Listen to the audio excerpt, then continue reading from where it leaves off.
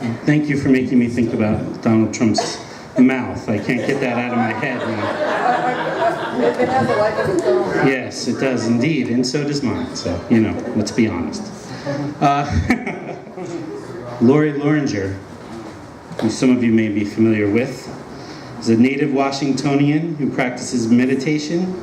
Sorry, it's not meditation, although you may do that too. Mediation, Tai Chi, permaculture, and civil disobedience on the Washington side of the Columbia River Gorge, where she's lived for 35 years. Her poetry has been in both of the Ghost Town poetry anthologies, in Visions of Light by Raymond Klein, and the poeming Pigeon. And she's truly one of the most remarkable and beautiful people that I've ever met. And she is one of the few who has been with us at nearly every reading since we started this in November 2004. And she has a new chapbook to present to you tonight, so please give a warm welcome to our friend, Loranger.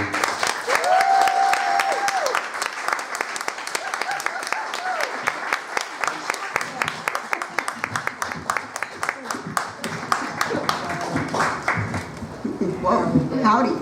There you go. Wow. There's more people when I stand up and turn around.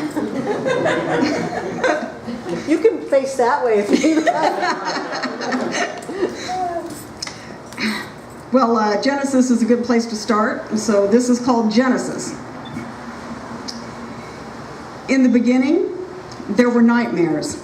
The same sequence, repeated, played out again and again on those delicate, fresh features. A slight smile, a grimace, a clear frown, a squeal of distress, awakening disoriented out here where there is endless input, bright light, cold and hunger, the feeling of falling when those little arms flail and find no boundaries. The waking came with a someone there to give warmth and food, to snuggle the flailing arms into confined certainty, dimming the light, condensing the sphere of input into a love bubble. On the 70th day, there was a new dream, a dream of nourishment and fulfillment, repeated again and again with every sleeping, played out on that relaxed baby face, a slight smile, a quivering chin, a gentle suckling of tender lips around the tiny tip of flicking tongue, a clear grin of satisfaction fading to endless contentment, and the someone still there looked down and saw that it was good. And,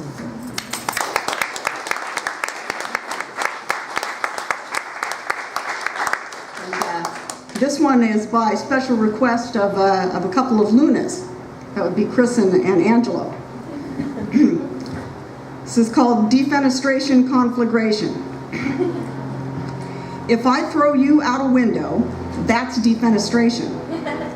If I remove all the trees, that's deforestation. A hellishly terrifying inferno equals conflagration. But a room-filling crowd terrified of hell is a congregation. So if I light you on fire, throw you out a window into a forest which ignites, destroying all the trees, and the spectacle draws a crowd, it's a defenestration, deforestation, conflagration congregation.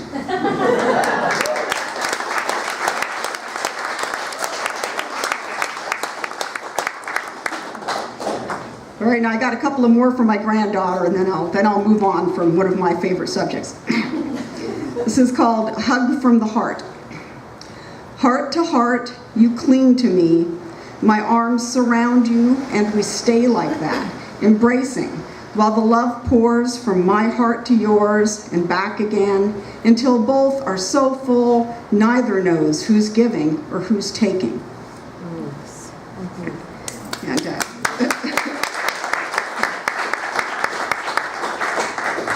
this is called Grandma's Body.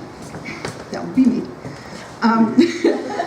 My body becomes a rocking chair to soothe you, a warm bed for your comfort, a playground to make you laugh. I so delight in your pleasure, my sweet. I give you these old bones, the flesh that covers them. Whatever glue holds it all together is clay for you to play with. Form me into what suits your needs best, while all you see is new and fresh. and everything you touch is blessed with the magic of your baby hands. My body becomes a safe home base, a resting place, a vessel of love for you.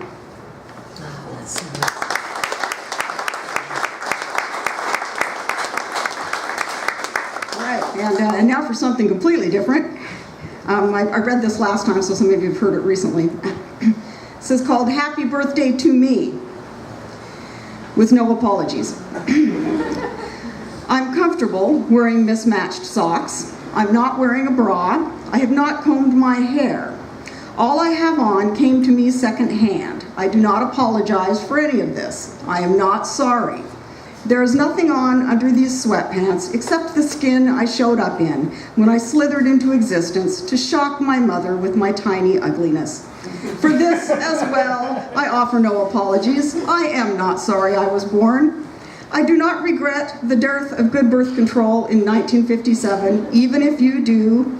I am not always happy to be alive. Jesus, I'm not a machine. I am always happy to see the sun and rain bathe the trees with all that they need, to notice the birds at the feeders just outside my window, to admire the tenacity of all the wild growing things that don't give up no matter what, but just stick to their purpose, never letting go of the moment or letting circumstances make them believe they are less than they are. I won't give up awe. I won't stop loving. I get to decide with what wonder and spirit I enter each second. Nor do I apologize for living my own life as I see fit. I am not sorry. Your approval is like TV to me. I just don't want to see it anymore, no matter how many channels there are.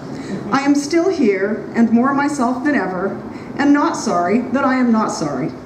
One day, my wizened carcass will slither on out of this plane of existence as comfortably and happily as I can manage, with no apologies. All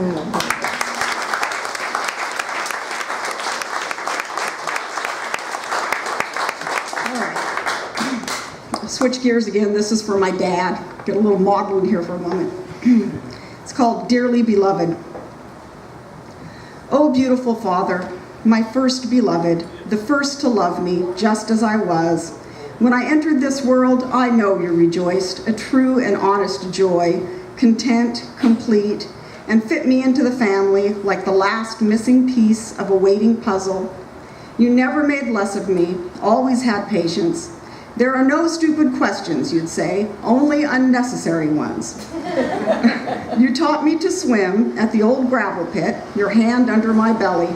See, Barney, just do what he does, you said. Kick your legs and dog paddle.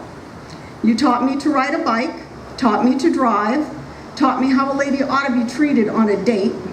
I watched you garden, watched you while you slept at the kitchen table, head cradled on open textbooks, every morning after working your shift at the plywood mill. I watched you cry silently as you worked the shovel to dig old Barney's final resting place, his German Shepherd-sized body shrouded in a sheet beside the growing hole. I watched the perplexed expressions on grocery checkers' faces as you assured with a smile, "That's cheap at half the price." I watched your body wind down after you left it. Like the grandfather clock, you are no longer here to wind up. Oh, beautiful Father, beloved, beloved, as you exit this world, beloved and beautiful still.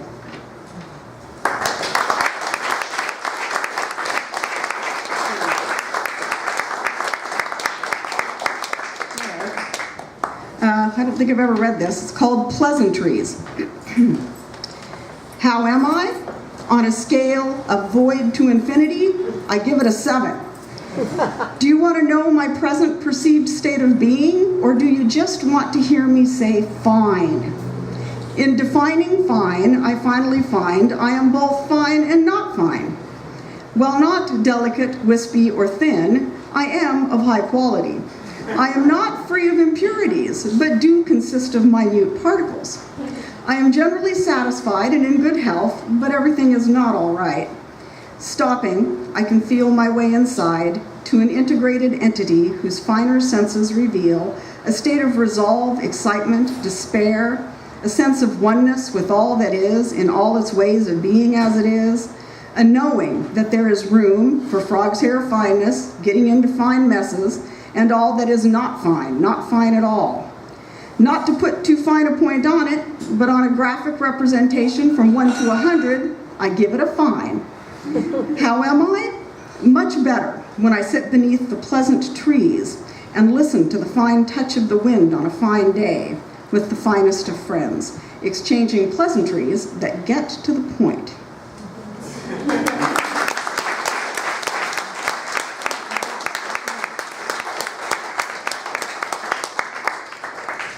All right, let's see.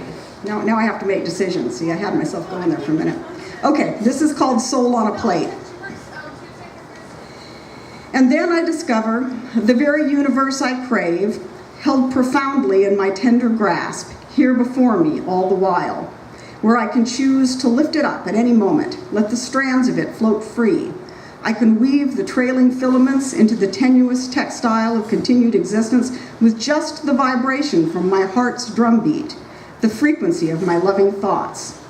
The proverbial light bulb above my brain suddenly realizes the reality of my true freedom to be what I am, to choose in every moment, to build my reality in whatever colors suit me, to respond responsibly, to succeed by my own standards or fail spectacularly.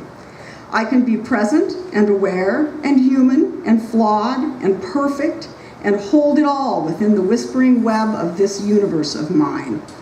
I cradle trust and fear, suspicion and surrender, certainty and doubt, delicately embraced as whole within this true but impossible basket of my own making. I hold it out to you. Confirm its realness with your touch. Inside, there is space for all facets of the human dichotomy. You can have some for yourself. There is no scarcity. All I take for myself, I give to you as well. I am not here to change your mind or to make you anything at all. I put my soul on a plate, honey. Do with it what you will.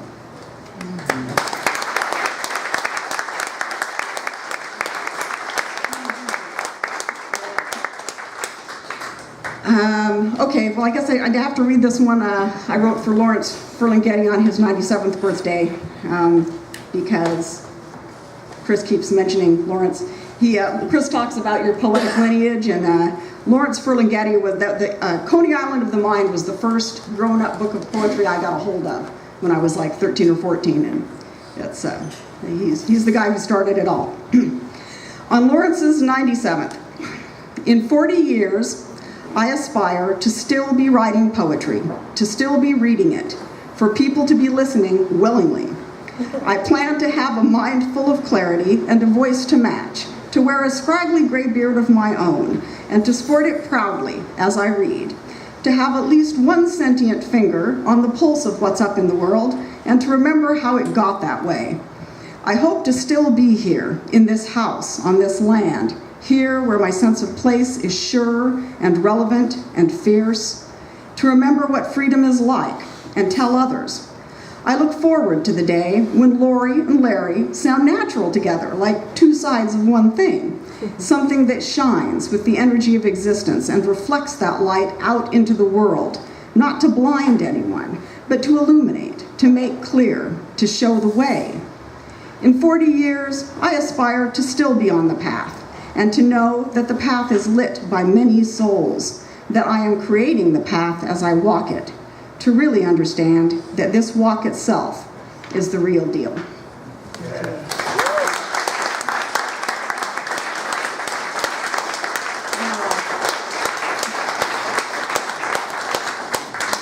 Before I get out of the way here and let Tiffany have the mic,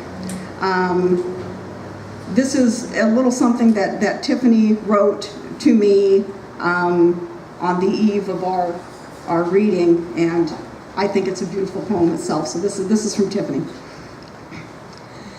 I hope our words transform into butterflies of thoughts that inspire others to find their voice. We have the voice of all the women that have come before us, whether they supported our voice or stifled it. We are now the ones who have things to say. We are standing in our community. We are standing as women and mothers. Long after we can stand, our words will be there for future generations. We owe this to our granddaughters, to show them the power of their voices when they speak.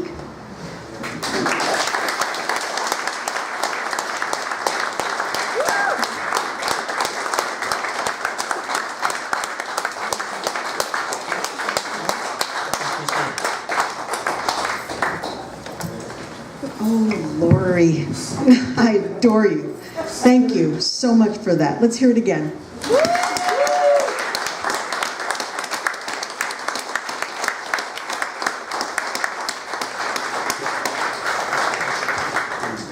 This is such a great night. I've been so excited about this evening. And I want to give you a few details that you might not know at this point about our next reader.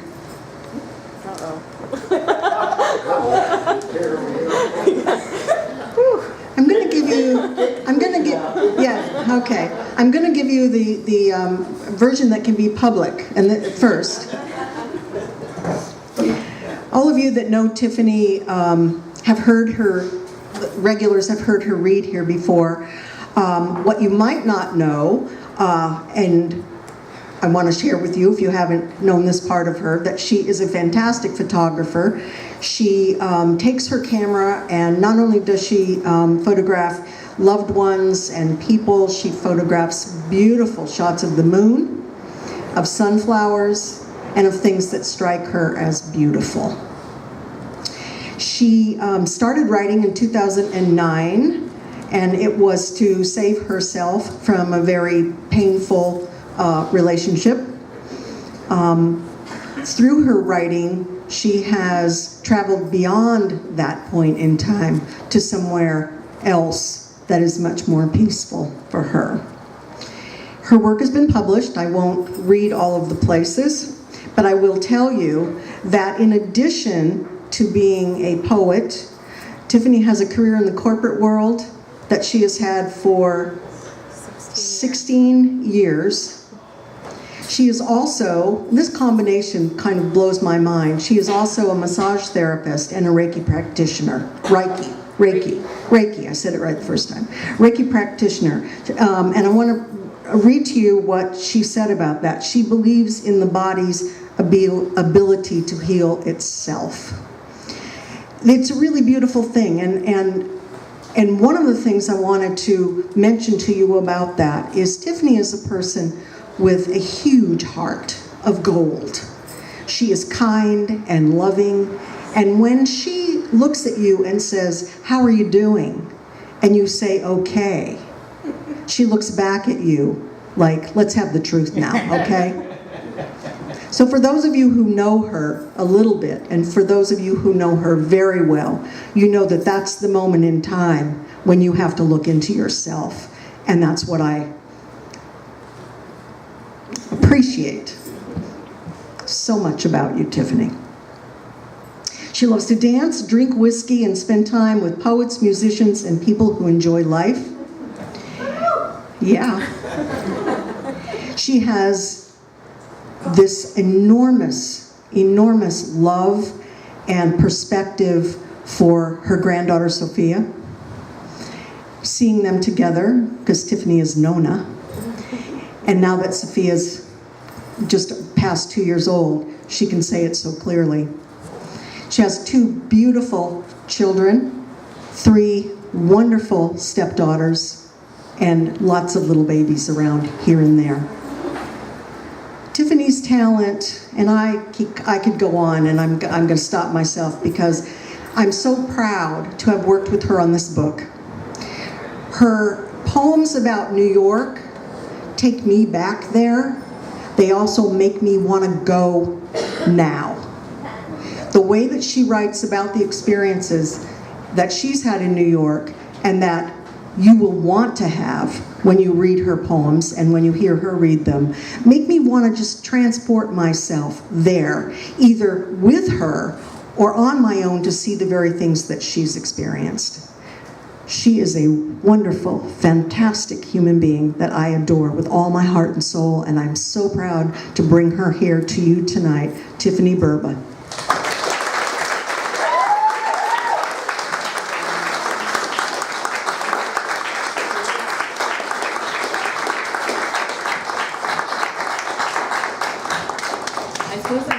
it down now since Tony said everything that needs to be said. No way. She wouldn't let me get away with that. So I'm going to get all my thank yous out of the way because I have a lot of people to thank. First, Leah for always giving us this wonderful space to hold poetry events, just anything in the community. Mr. Jim Martin, happy birthday. Mr. Christopher Luna, happy birthday yesterday. Mike G. and Tommy Gaffney in April for your wonderful review of my book. Thank you very much. All the poets of Ghost Town, it's because of your guys' support I've been able to come up here and do this. It's not easy to be this vulnerable, but you guys make it all very, very comfortable. Miss Toni, there are not words enough. I love you. I could not think of anybody else that I wanted to work with on this book. You know my heart, and nobody else could have pulled that off. Thank you. And for Big Papa, he has the shirt. I got that shirt for him. It's a long story why I call him Big Papa. It's just, it fits. So thank you for all the details and the little suggestions you made on this book. It made it so much better. And your friendship, and if you've seen this man dance, it is the most joyful thing in the world. So I highly recommend that. I'll try not to cry. Brittany and Bryce, I'm just going to say I love you guys. You allow me to be vulnerable all the time. So. And little Sophia Lynn, she's not here tonight because she usually comes to poetry readings, but this one's a little too long for her. So, for my New York family, Tyler, Karen, Lily, Logan, and Lucas, thank you for showing me New York through the eyes of youth. And for my brother in China, Todd, Miss Loranger, I could not think of a better person to feature with. I love your heart. I love going dancing with you and drinking whiskey as well. And for my friends, Michelle and Sarah and Michelle and Laura, thank you guys for coming to support me. And for the love of my life, Clay. He's my platonic love of my life. He took this picture when we went to New York and kind of started the inspiration for this book. So I'm going to dedicate my reading tonight to him. He's in Houston and couldn't be here. So now I will read some poems. This first poem is Escape to New York. Is this why you ran to New York? To be free from your background? In the small town next to a low-key city, a gray, repressed metropolis nestled in the dark forest, where there are more trees than people, more long stretches of highways than nightclubs and museums. I understand now why you had to leave, why coming back is so hard. I feel trapped too within the evergreens, in the constant shadow of the mountains, strangled by my own hometown.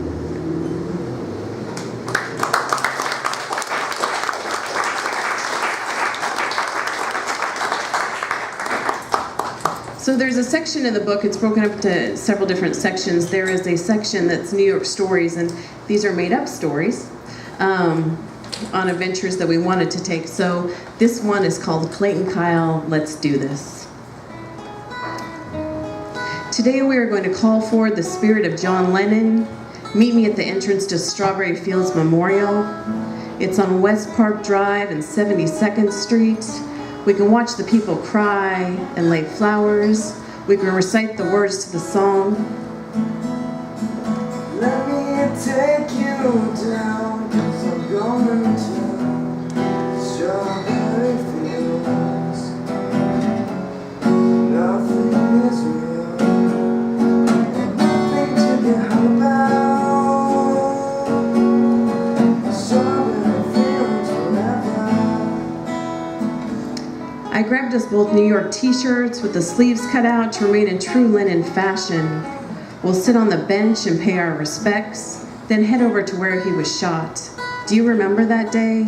I do. It was the first time I realized my mortality. I'm going to need a cocktail, maybe a Manhattan, after this stroll down memory lane.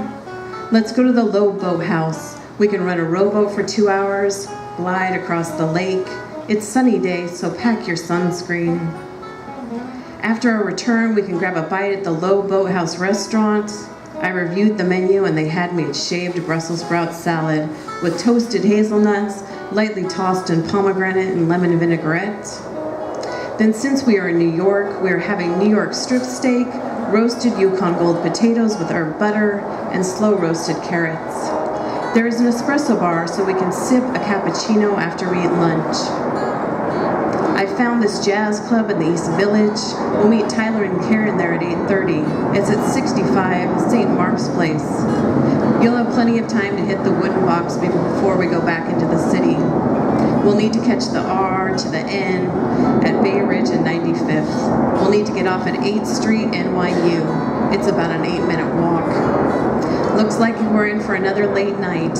The trains will be limited due to maintenance, so we'll want to grab a taxi if we want to get home faster. Tomorrow we can sleep in and go for pastries at the Italian bakery down the street. Steinway has some great Greek espresso spots, and we can hit those too.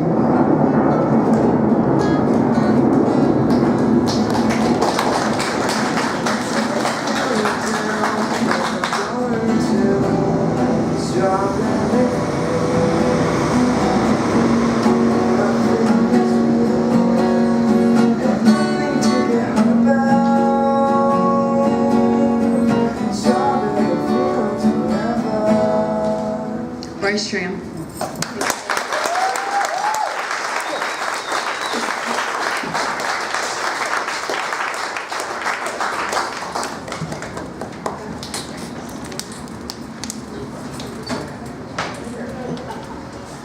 So part of the dynamic for me going to New York is dealing with my family.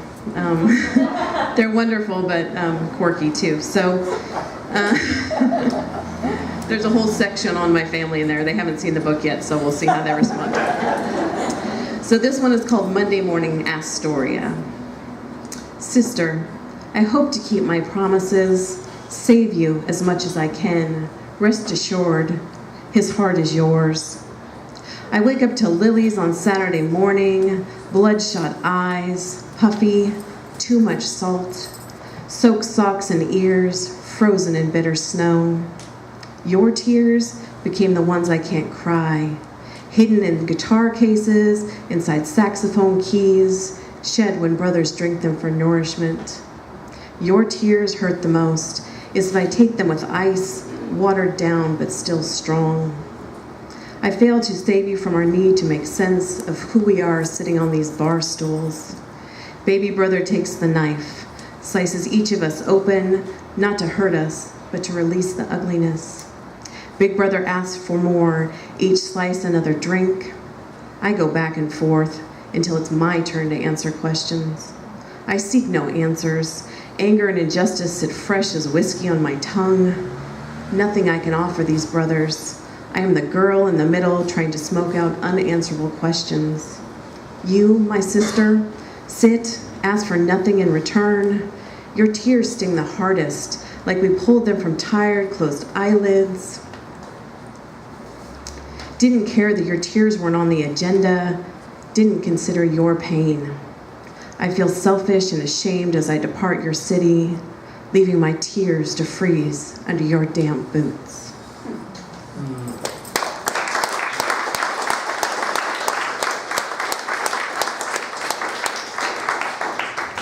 There's a picture in the book that I took and that I wrote this poem about it. It's called Windowsill in Woodside. As the sun hits this tiny room, orange brilliance cast upon unopened eyes. He sleeps in the other room, where green walls awaken him to visions of meadows. Both stir till slightly rosy cheeks, the fall sun in New York, still warm enough to color their skin. She prepares the French press. He watches her perform this simple artistic task. She takes her yogurt with chia seeds, also takes grief over their nutritional value. The can of Pringles, almost empty, from late night overindulgence, scraps of munchies and stems from the wooden box. A few truffles from the lid store, an early afternoon luxury, half a stick of salami next to a block of cheese in the fridge. The American spirits are her brother's go-to when stressed. The Jameson is hers. Barely consumed, she is already intoxicated from the hum of the city. The light from the window represents the quiet of an early morning time when rest still lingers and the body moves towards another day. She wakes happy. Hot water hits sleepy skin. He wakes slowly, pours the French press with cream. They sit and sip, bask in the warmth of the morning sun. Together they clear the windowsill, enjoy the simplicity of their last moments together.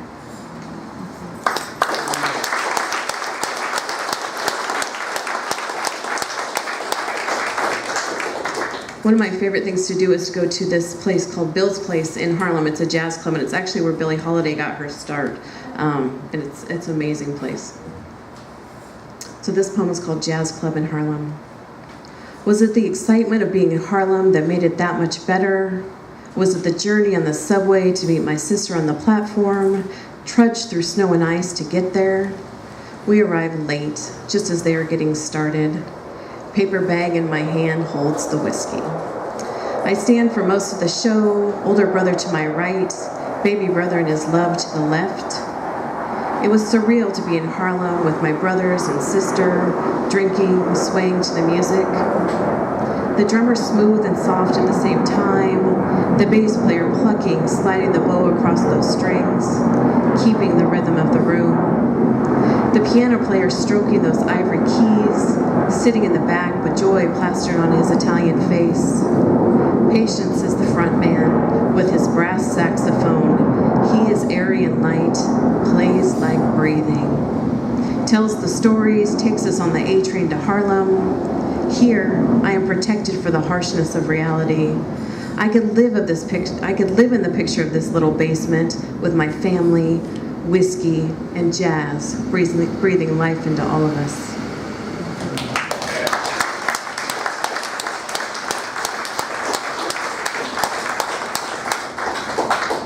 So Toni will appreciate this poem because we spent a lot of time going back and forth on it. It's called Imagine Her Running to New York. I imagine her running the streets, dodging the masses, smiling for no apparent reason. She just promised herself that once she started, she wouldn't stop.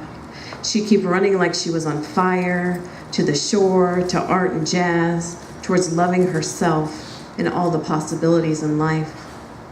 She is going to run past where the Twin Towers lived, directly to the Freedom Tower. She will swim towards the Statue of Liberty, raise her hands and say, I am yearning to be free. She will run down the platform to the subway, catch the train to work, and feel the rhythm that mirrors her heart. She will run from Northwest complacency towards grit and ambition through Central Park, Queens, the Bronx, Brooklyn, as far as Jersey as she has to. She will run from the burden of others and a life made well for everyone else while she was left to rot in long-rooted obligations. She will run towards love from those who take to enjoy her body, to pleat her soul. She will not look back, only forward to visits from children and friends. She will run until her knees grow weak and her heart beats a rhythm of contentment. Don't stop to ask her why she's running. If you really want to know, run beside her until she decides it's time to stop, until she finds the thing she's running to and not the things she's running from.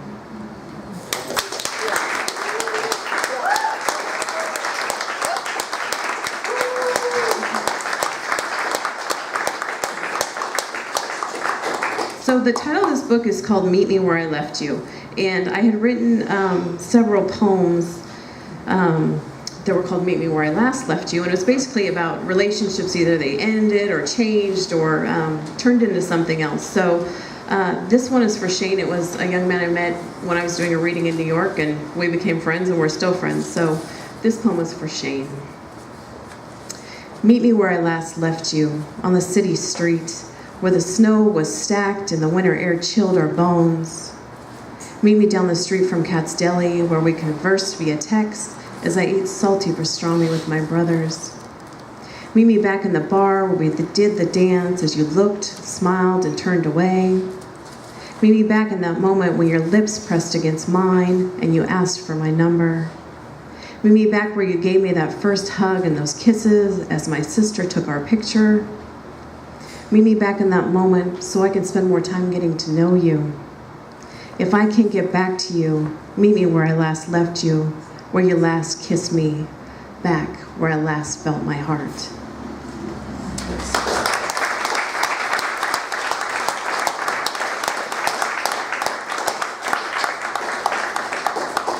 This poem doesn't really need any explanation. It's called The Morning After.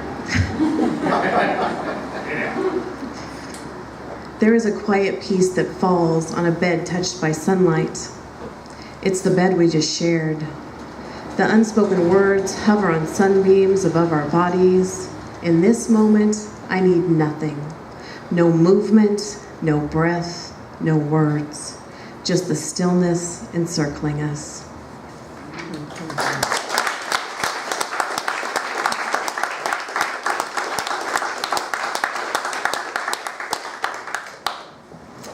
And this is a Meet Me Where I Last Left You poem for New York. And I wrote 2 additional poems just for this book, and this is one of them. So for New York.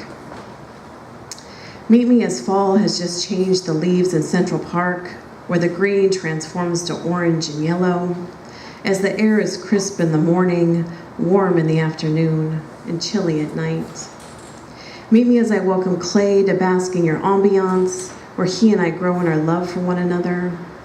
Back at my brother's place in Woodside, where we first started to envision my life, the life that I would make in this city. Meet me on your streets, where I let my feet soak up your grime and let your museums feed my artistic desires. Where I spend time with my family, eating Korean barbecue in Flushings and pierogies in Greenpoint. Meet me as I take a ride from Roosevelt Island to Manhattan, making a brief stop at the Museum of Sex. At the rooftop bar where my sister and I sit and laugh as we drink overpriced cocktails. Meet me on your street corners with my brother, where we eat hot dogs from street vendors before we attend Shabbat service, where I take in all the rituals of this Jewish tradition. Meet me as I travel down 30th Avenue, where I shop for cannolis and chocolate-covered strawberries, watch Logan and Lucas devour the Italian treats, as Lily enjoys a giant strawberry. Meet me where I plan to make my life as I fall deeper in love with you, as you restore any brokenness that my heart still clings to, where I pursue fantasies and live without regret. Meet me back in the moment that love finally found the space New York opened in my heart.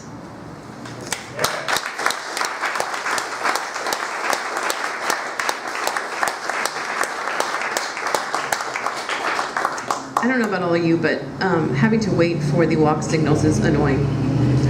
As Sarah, who walks with me to get coffee, sometimes attests that I just do what I want to do. So this one is called Street Crossing. Sometimes when I cross the street, I pretend I'm in New York. I feel a sense of entitlement to go against the flashing lights. I'm a city girl, a real New Yorker at heart.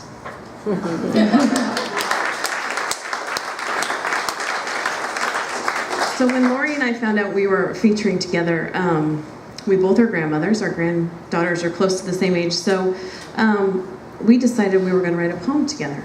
So if Lori would come up, we are going to read our poem, Whiskey Drinking Grandmas.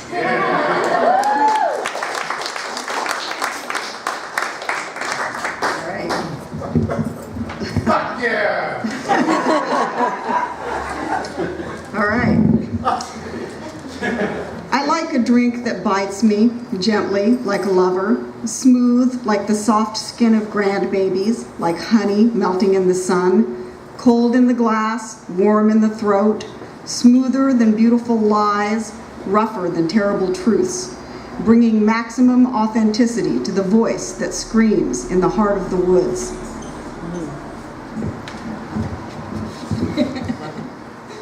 I like a drink that warms my belly, like grandma's stew, hearty with nourishment, filled with her love, one that evokes memories of an embrace, tantrums of toddlers seeking their own voice, impressions with each gulp, sip, each taste smooth over my tongue. Somewhere between comforting numbness and vivid intensity, my voice finds itself, with no need to ask permission. It cries out for a glass full of tenderness, soft and strong. In between the sips, I find myself, floating in barrels colored by age. Restless I become when the glass is empty, God forbid the bottle has run dry.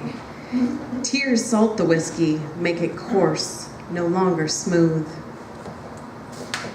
When the whiskey's served its purpose, leaving only that roughness in the throat, voice box empty like the bottle, there remains an amber afterthought, which wets the whistle of wildness even when the whiskey's gone.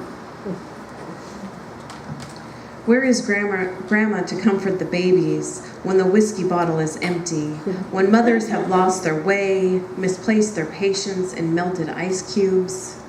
Grandma holds the hands of the next generation as she reaches in the cupboard for an unopened bottle of whiskey. The bottle has one little note attached: break in case of emergency. Thank you.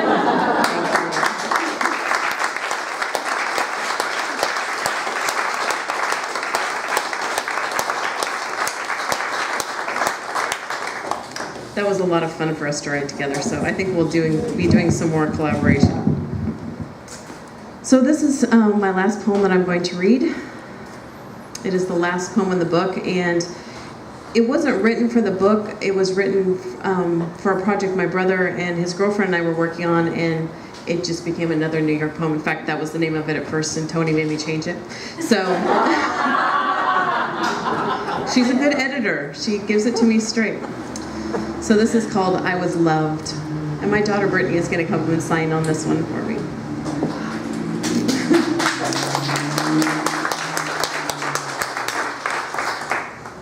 I dreamt last night that I was loved, far beyond anything tangible. Last night I dreamt so hard as if I could carry it through to waking. As my eyes open, I try to keep them shut, keep them in that moment before I feel the rush of loneliness that always shows up unwelcomed at my door.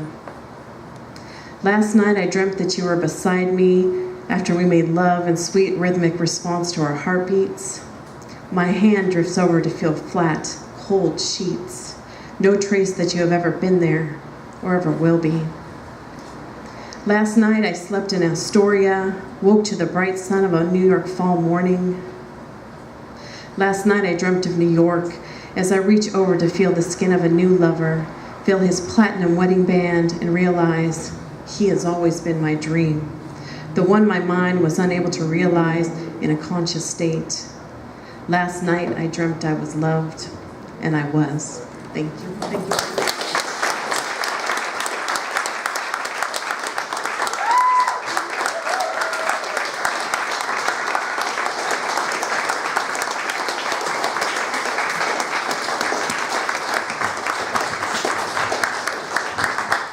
Thank you, Tiffany. Let's hear it one more time. Come on.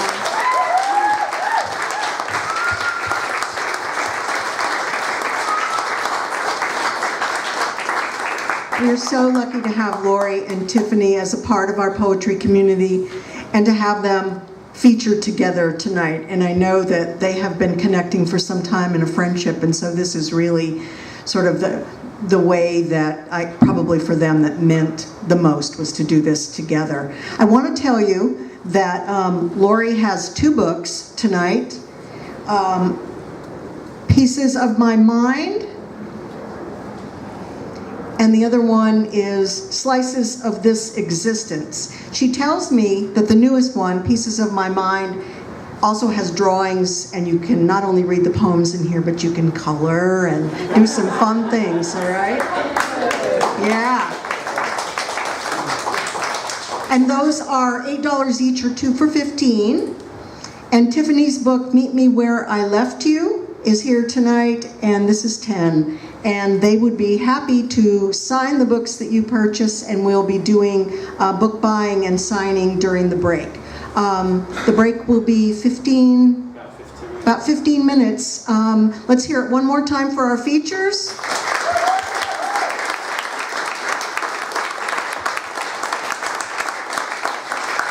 Yeah, and thank you all, and we will be back with some more open mic right after the break.